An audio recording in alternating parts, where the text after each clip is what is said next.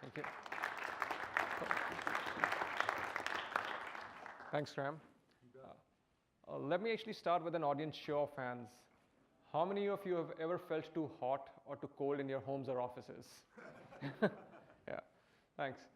So I'm Deepinder Singh, as Graham said, the CEO of 75F, and I'm here really to talk about the Internet of Comfort.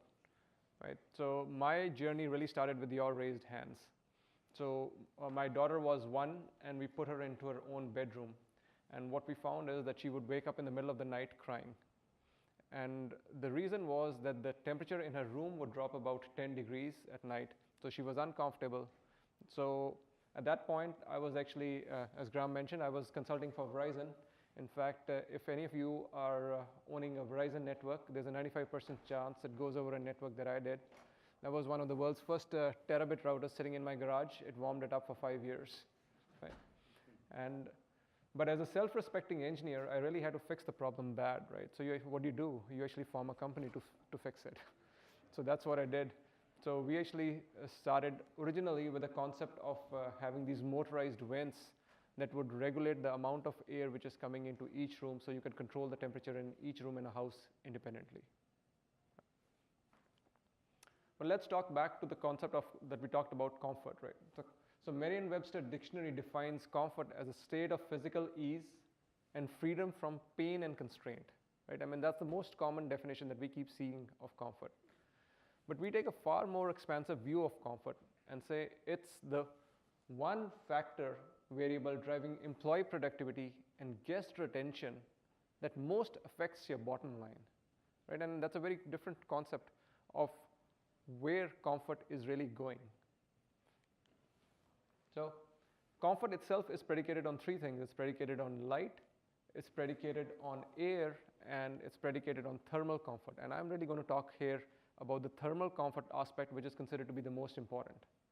So in fact, in a study by Cornell University, participants were given warm packs and cold packs. Right? Those who had the warm packs said they were more comfortable. They said they had higher job satisfaction, and they showed a greater willingness to buy. I mean, that's very interesting data if you think about it, right? Just by raising the temperature. So all we know is that now comfort drives retention and productivity, right? We know that it drives the guest visits. But what has traditionally been at odds is energy efficiency. So the more comfortable you make your building, the more energy you end up using, so it's not as energy efficient. Right? But we are at a really exciting stage in technology right now. Right? So with things like cloud computing and IoT, we can actually personalize and target comfort in a way which has never been possible before. So what exactly do we do at 75F? So what we have done is we've taken IoT and cloud computing and married it together and applied it for HVAC systems. Right? And we go through a process of what we call continuous commissioning. That is, we're continuously making sure that the HVAC system is working optimally to deliver both comfort and energy savings. So if you think about HVAC or control systems in general, they're really like Lego blocks, right? So they're extremely flexible. You can do a lot of things with them. In fact, they come in a number of different styles, right? But to make anything useful, you really need a Lego master. You need this guy. His name is Eric. He's a good friend of mine. So he actually created this car, right? But I mean, you need this Lego master to come in and build something useful. What you don't have the ability is a finished product that comes out of the box day one. And that is what makes it expensive. So you need the services of Eric to come in. It makes it expensive because his labor is expensive, right? You need all of these magicians to come in and make a solution which is bespoke. Right? Other thing that happens is that all of these control solutions are extremely disruptive. And that's one of the key issues that we end up having. With HVAC control systems, I mean, it's not like taking a widget out of your Amazon box, installing it, and say, hey Siri or hey Alexa, do this for me. Right? I mean, you actually have to cut into the ductwork. I mean, these projects take weeks and months to install. So by and large, what that means is for a large segment of the population, the large segment of the market, which is what we are targeting, the light commercial market, right? So these are buildings under 25,000 square feet. these buildings forego HVAC control systems because it's so expensive to put these in, right? Because it means that you have to shut down your business to put it in. So what we are doing is making a solution which is specifically targeting these light commercial market, because this market actually represents 93% of the buildings, the commercial buildings in the US actually form within this demographic. So when we think of commercial buildings, we keep thinking of the New York skyline, right? But think suburbia. We are in Burnsville, right? The vast majority of them are really these light, small commercial buildings. So in our case, we have three different pieces. So we have what's called a centralized control unit, that thing up there, top right. And that CCU goes and replaces the existing thermostat that you have in the building. So it actually controls the HVAC system, turns it on and off, and controls the heating and the cooling. The second piece that we have is these wireless room modules. So they go into each and every room. So they actually control and they measure the temperature, the humidity, and they allow you to set the desired temperature. Right? And the third piece that we have is what we call a smart damper. It's that radial damper over there. So the air that is coming into a room comes in from these diffusers, right like what you see up above, those linear slots. So what we do is we actually install one of these smart dampers behind those diffusers, and we can actually do it as a retrofit relatively easily. And so we can control the amount of air which is coming into each room. Right? So that's one aspect of it. But if you think about it at the back end, a building itself is a dynamic entity. In the morning, the east part of the building is going to get hammered with solar gain. So I'm hoping this will turn on.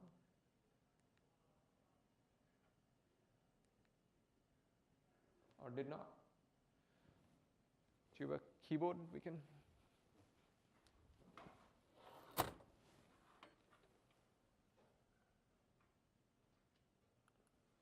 All right.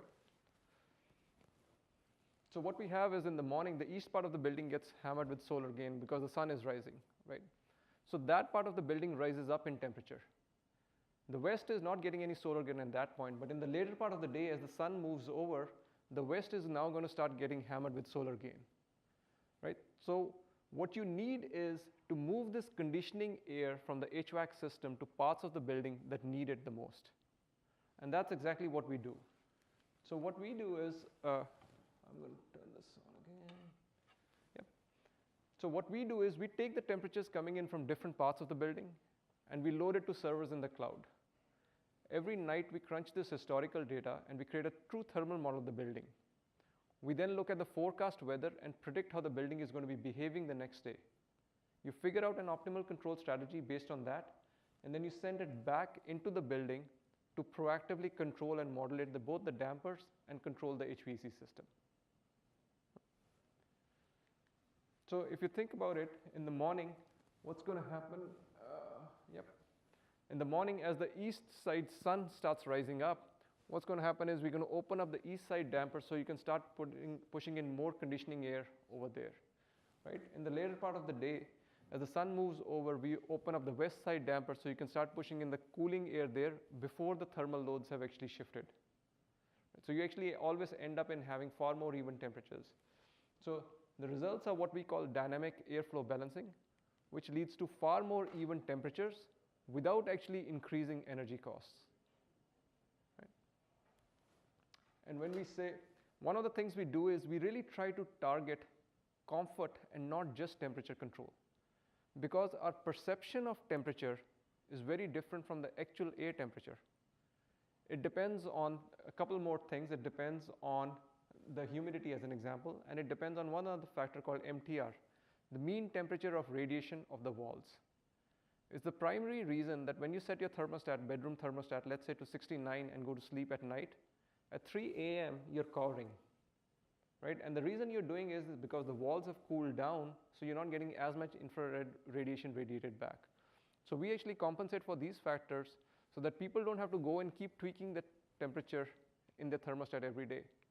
So have you ever wondered, like when you are in a residential thermostat, why do they have different temperatures that you need during different parts of the day? Right? Why do people set it at 71, then sometime later they want to go set it to 72, and so on and so forth? right? It's because our perception of temperature has kept changing during the day. Truly speaking, I mean, we are really comfortable at one temperature. All you really need is, hey, am I in the room or am I not in the room? If I'm not in the room, give me the temperature that I want. If I'm not in the room, let the temperature drift and save energy, right? But we keep having these programmable thermostats which have arcane, I mean, Nest has made a business out of this, right? It's a learning thermostat, and what does it do? It really learns what temperatures you want at different parts of the day, but why do you really need those different temperatures to begin with? You don't. So the other thing that we actually look at is indoor air quality. So we actually look at CO2 levels, and we get in fresh air as required, just so you're always working at an optimal level. Right? So we know that comfort drives retention and productivity. We know that it drives the guest visits, right? And now what we've really done is we've turned comfort and made it align with those other two, so that energy efficiency goes hand in hand with comfort itself. And that, we know, is what drives the bottom line. So how much energy do we actually end up saving? So there's a study which is going on currently. It's sponsored by Nicor Gas out in Chicago. They're a big utility over there. And it's being conducted by GTI, Gas Technologies Institute. It's a third-party verification lab. So on the x-axis, we actually have what's called a heating degree day. So for all the geeks over here, I mean, that's going to be, it's data, all right? I call it tech porn, because the moment you show a graph, all the geeks say, ooh, pretty graphs, right? But what we have is a heating degree day. So a heating degree day is a measure of how cold the temperature is, right? So if you have, and it's baseline with a reference temperature of 65 degrees. So if you have your average outside air temperature was 35 degrees, and it's baselined against 65, you know that it's a 30-degree day, heating degree day, right? So what we have, and on the y-axis, we actually have the amount of energy in millions of BTUs, which is required to keep that building at a certain temperature, in this case, 72 degrees. So what we see is that with a programmable thermostat, on a 30-degree day, we need about 1 million BTUs, which are going to be consumed, right? So this is actual data. And this is with the 75F system installed, right? So on the same 30-degree day, we're only consuming about 300,000 BTUs. That is a 70% energy savings in this particular case. I mean, those are big, big numbers, right? We always claim, when we started this journey, I mean, we claimed 40%, and we thought that was pretty optimistic, right? But when we actually started going out in the field and we did these trials, we actually found that the baseline is so damn bad, right? All these claims made by manufacturers in terms of like what the rooftop unit efficiency is so way off there. It's kind of like the mileage on your car, right? So that we actually ended up saving a lot more energy than we thought we would, right? So we are actually saving 70% in this case, in this particular building. So let me walk you through a use case of how we have actually applied this technology. In this case, it's Darden is the world's largest sit-down casual dining chain. So they own Olive Gardens, they own Longhorns, so on, right? So we've actually installed our system in a few of their stores. So this is what it looks like. In fact, these are the remote temperature sensors installed. Darden is extremely specific about how they want the temperature sensors to match with the decor. So we actually painted them over. We use a specific thermal plastic to make sure that the conductivity is there, so we can sense the temperature accurately. And one of the things is, like, we had these very funky industrial designed Nest-like stats that we use, and we presented it to Darden, and they said, "Do you know what this looks like next to a horseshoe?" Right? So we actually did go ahead and paint it, so it matches what the decor is. So we also put in what's called OAO, outside air optimization. So that's that little unit over here. You can see our logo there in the rooftop unit.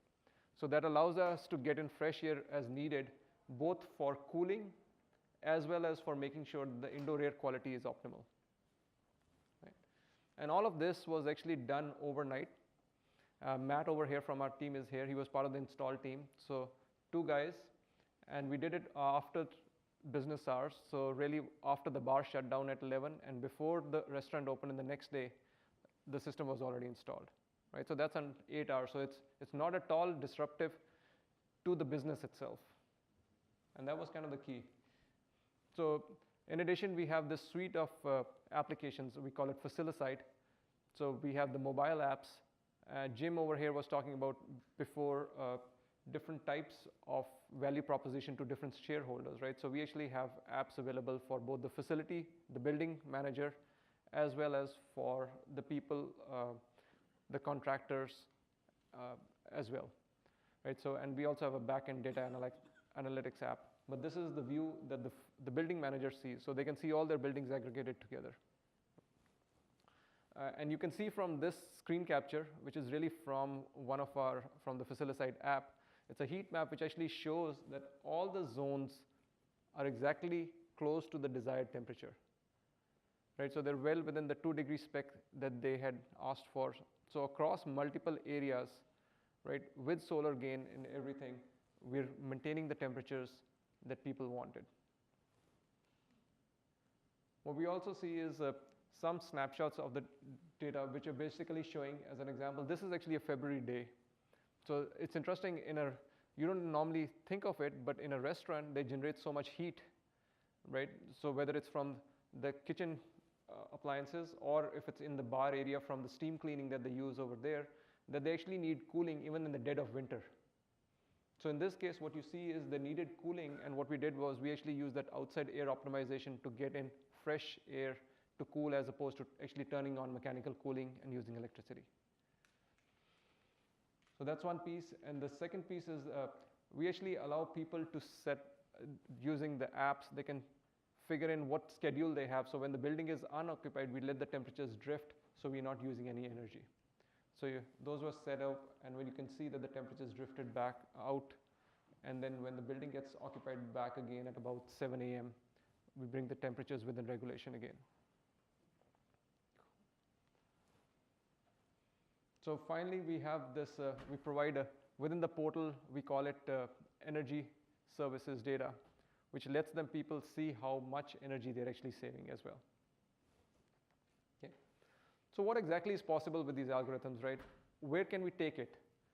Imagine if you're in a restaurant scenario and you can change the lighting based on what kind of dinner your client is having.